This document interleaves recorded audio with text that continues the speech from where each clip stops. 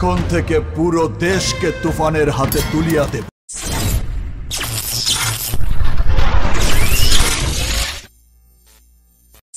কোরবানির ঈদে মুক্তি পেতে যাচ্ছে শাকিব খান অভিনীত সিনেমা তুফান। সিনেমাটি নিয়ে এবার এলো নতুন এক ঘোষণা।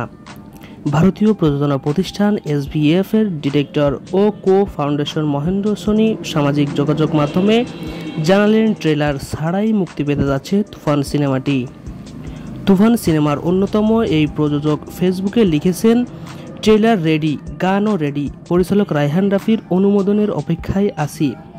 তিনি বললেন, মুক্তির আগে আর কিছুই দরকার নেই। তারপরেও শাহরিয়ার শাকিলকে বলার পর উনি একটা পোস্টার দিতে রাজি হয়েছিলেন। পোস্টারটি এরই মধ্যে সোশ্যাল মিডিয়ায় প্রকাশ করা হয়েছে। তবে মহেন্দ্র সোনির এই পোস্ট ভালোভাবে নেননি নেটিজেনরা।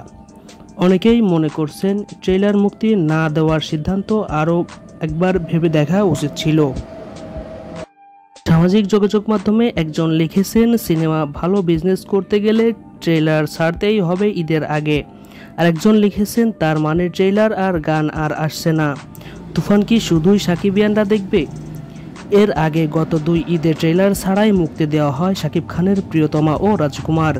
ইতিমধ্যে প্রকাশ্যে এসেছে তুফান সিনেমার টিজার এবং লাগে উড়াধুরা ও তুফান শিরোনামের 2টি গান, যা নিয়ে উচ্ছ্বাস প্রকাশ করেছে দর্শকেরা। তুফান সিনেমায় শাকিবের নায়িকা হয়েছে বাংলাদেশের মাসুমা রহমান নাবিলা ও টলিউডের মিমি চক্রবর্তী। ভিলেন হিসেবে দেখা যাবে চঞ্চল চৌধুরী।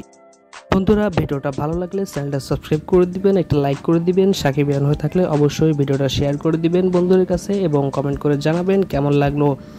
অবশ্যই একটু সাপোর্ট করবেন, কারণ চ্যানেলটা ইদানিং অনেকটাই ডাউন যাইতেছে। আপনারা সাবস্ক্রাইবার যারা আছেন তারা ভিডিও দেখতেছেন না, শুধু সাবস্ক্রাইব করে হুদাই পড়ে আছেন চ্যানেলে।